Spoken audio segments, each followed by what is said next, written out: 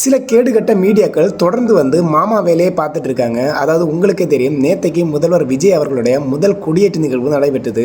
So இதில் வந்து பார்த்தீங்கன்னா, எது ஹாட் டாப்பிக்காக ஓடிச்சோ இல்லையோ, ஒரு நடிகை வந்தாங்க. அது மட்டும் இல்லை, முதல்வர் விஜய் அவர்களுடைய அம்மா அப்பாவும் வந்திருந்தாங்க. 3 பேரும் சேர்ந்து இருந்தாங்க. 3 பேரும் அணிந்திருந்த உடை வந்து பார்த்திங்கன்னா தேசிய கொடியோட கலர்லேயே இருந்துச்சு.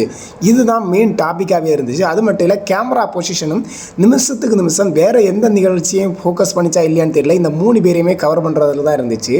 அதாவது உங்களுக்கு எல்லாம் அறிவே கிடையாது. அந்த நிகழ்வில் பல நிகழ்வுகள் நடந்துச்சு. அதை வந்து பெருசாக ஃபோக்கஸ் பண்ணுறதுக்கு உங்களுக்கு ஐடியாவே இல்லை. ஆனால் இந்த சம்பவத்தை மட்டும் நிமிஷத்துக்கு நிமிஷம் கேமரா ஆங்கிளை மட்டும் மூவ் பண்ணி பொசிஷன் பண்ணிகிட்டே இருந்தீங்க. ரெண்டாவது ஒரு விஷயம் என்னென்னா, அந்த நிகழ்விலே பல நிகழ்வுகள் நடந்துச்சு. அதையெல்லாம் பெருசாக கவர் பண்ணி ஃபோக்கஸ் பண்ணி நியூஸ் போடுறவங்களுக்கு தெரியலை. ஆனால் இந்த நிகழ்வை மட்டும் தொடர்ந்து கன்டினியூஸாக ஃபோக்கஸ் பண்ணுறதுக்கு எப்படி தான் உங்களுக்கு மூளை யார் கொடுக்குறாங்கன்னு தெரியலை. அது மட்டும் இல்லை, இன்னொரு முக்கியமான விஷயம் என்னென்னா, நேற்றைக்கு முதலமைச்சர் அவர்களோட அம்மா அப்பா வந்திருந்தாங்க.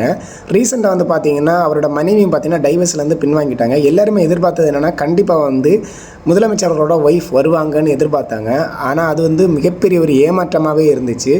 ஏன்னா இந்த மாதிரிப்பட்ட ஒரு செய்தியையோ இந்த மாதிரிப்பட்ட ஒரு போஸ்ட்டையோ பார்க்கும்போது கண்டிப்பாக வந்து விஜய் ரசிகர்களுக்கும் சரி, இன்னும் பல பேருக்கும் சரி ஆதங்கத்தை தான் மனதளவில் கொடுக்கும். ஸோ அது ரொம்பவே நிறைய பேருக்கு வருத்தத்தை ஏற்படுத்தி இருக்கும்.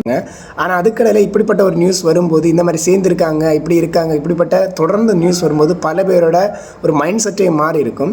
ஸோ இது வந்து எல்லாருக்குமே ஒரு அப்செட்டான ஒரு நிகழ்வு தான். சுதந்திர தின விழாங்கிறது பல பேரோட தியாகத்தில் வந்த சுதந்திர தினம். அந்த நிகழ்வில் வந்து பார்த்திங்கன்னா பல நல்ல விஷயங்கள் நடக்கும். எதுக்கு இம்பார்ட்டன்ட் கொடுக்கணும், எதுக்கு இம்பார்ட்டன்ட் கொடுக்கக்கூடாதுன்னு இந்த மீடியாக்களுக்கு முதல்ல தெரிஞ்சிருக்கணும். ஸோ தயவு செய்து இந்த மாதிரிப்பட்ட நிகழ்வுகளை தொடர்ந்து அப்டேட் பண்ணாமல், பல நபர்களில் அந்த நபரும் ஒரு நபர் அந்த மாதிரி கேர் பண்ணிவிட்டு அடுத்தடுத்த ஸ்டெப்பை நீங்கள் கடந்து போகணும். முக்கியமான நிகழ்வுகளுக்கு மட்டும் இம்பார்ட்டன்ட் கொடுத்து வீடியோஸை எடுங்கன்னு சொல்லிட்டு இந்த வீடியோ கட் பண்ணுறேன். ஓகே ஃப்ரெண்ட்ஸ், பாய்.